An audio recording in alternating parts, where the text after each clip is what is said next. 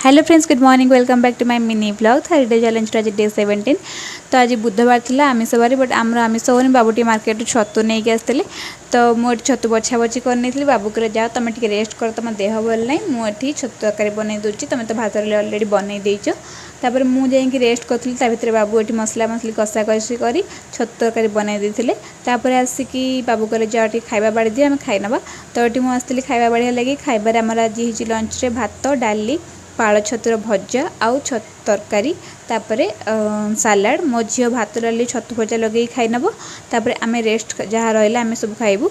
तो लंच ये कंप्लीट कर मु सब बेले 4टा बेले घर पोछा पोछी करनी बुधवार जेहेतु टे देह भल ना आज पोछी नी तो भाविली डिनर कंप्लीट कलापर पोछी। तो ये लेट हो गला 10:30 बाजिला बाबू डिनर करके अलरेडी शोई पड़े मो झी आखि किंतु निद ना मुझे शोनी तो मो सांगे से कम कर चलती। तो देखा नेक्स्ट वीडियो टिल देन।